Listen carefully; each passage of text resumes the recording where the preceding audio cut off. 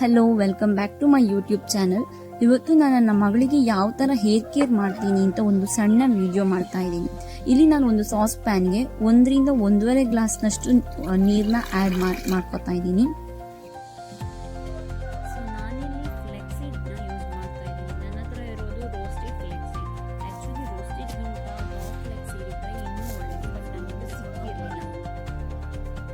ನಾನಿಲ್ಲಿ 1 ಸ್ಪೂನ್ 2 ಸ್ಪೂನಷ್ಟು flex ಸೀಡ್ನ use ಮಾಡ್ತೀನಿ.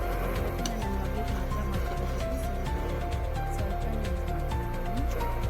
ಸೊ ಈ ಫ್ಲೆಕ್ಸ್ ಸೀಡ್ ಹಾಕಿದ್ದಿಲ್ಲ, ಇದು ಇವಾಗ ಚೆನ್ನಾಗಿ ಬಾಯ್ಲ್ ಆಗ್ತಾ ಇದೆ. ನೋಡಿ, ಒಂದು 10 ಮಿನಿಟ್ಸ್ ಇದು ಚೆನ್ನಾಗಿ ಬಾಯ್ಲ್ ಆಗಬೇಕು.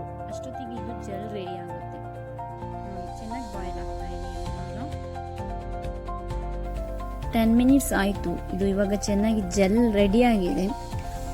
ಸೊ ನಾನಿವಾಗ ಫ್ಲೇಮ್ ಆಫ್ ಮಾಡ್ತಾ ಇದ್ದೀನಿ. ನೆಕ್ಸ್ಟ್ ಫಿಲ್ಟರ್ ಮಾಡ್ಕೋತಾ ಇದ್ದೀನಿ. ಜೆಲ್ನ ಫಿಲ್ಟರ್ ಮಾಡಿಕೊಂಡು ಆ ಸೀಡ್ಸ್ನ ನಾನು ಯಾವುದಾದ್ರೂ ಒಂದು ಬಾಕ್ಸಲ್ಲಿ ಹಾಕಿ ಫ್ರಿಜ್ಜಲ್ಲಿ ಇಟ್ಬಿಡ್ತೀನಿ. ಯಾಕಂದರೆ ನೆಕ್ಸ್ಟ್ ಟೈಮ್ ಅದನ್ನ ಯೂಸ್ ಮಾಡ್ಬೋದು, ಒಂದು 3 ಟೈಮ್ಸ್ ಅದೇ ಯೂಸ್ ಮಾಡ್ಬೋದು. ಸೊ ಇವಾಗ ಜೆಲ್ ರೆಡಿ ಆಗಿದೆ, ಜೆಲ್ ಬಿಸಿ ಇದೆ. ಸೊ ಅದನ್ನು ಆರಿಸಿ ಆದಮೇಲೆ ನಾನು ಅದನ್ನು ನನ್ನ ಮಗಳಿಗೆ ಅಪ್ಲೈ ಮಾಡ್ತಾ ಇದ್ದೀನಿ ಹೇರ್. ನೋಡಿ, ಜೆಲ್ ರೆಡಿ ಆಗಿದೆ.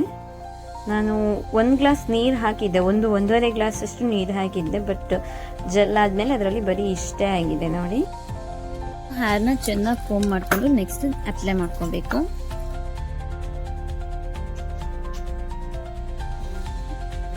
ಜೆಲ್ನ ಅಪ್ಲೈ ಮಾಡಿ ಸ್ವಲ್ಪ ಹೊತ್ತು ಮಸಾಜ್ ಮಾಡಿ ಹಾಗೆ ಬಿಟ್ಬಿಡಬೇಕು. ಒಂದು ಹಾಫ್ ಆನ್ ಅವರ್ 1 ಅವರ್ ಬಿಟ್ಟರು ಪರವಾಗಿಲ್ಲ. ನಾನು ಈ ಫ್ಲೆಕ್ಸಿಡ್ ಜೆಲ್ನ ನನ್ನ ಮಗಳಿಗೆ ಯೂಸ್ ಮಾಡೋದ್ರಿಂದ ಮೊದಲು ಅವಳಿಗೆ ಪ್ಯಾಚ್ ಟೆಸ್ಟ್ ಮಾಡಿದ್ದೆ. ಸೊ ಅದು ಅವಳಿಗೆ ಸೂಟೇಬಲ್ ಅಂತ ನನಗೆ ಅನಿಸಿದ ಮೇಲೆ, ಇದರಿಂದ ಯಾವುದೇ ಸೈಡ್ ಎಫೆಕ್ಟ್ ಇಲ್ಲ ಅಂತ ಅನಿಸಿದ ಮೇಲೆ ಅವಳಿಗೆ ಇದನ್ನು ಕಂಟಿನ್ಯೂ ಮಾಡ್ತಾ ಇದ್ದೀನಿ. ಸೊ ಇದು ಆಫ್ಟರ್ ವಾಶ್ ಇಷ್ಟು ಸಾಫ್ಟಾಗಿ ಸಿಲ್ಕಿ ಸ್ಮೂತ್ ಆಗಿದೆ ಅಲ್ಲ.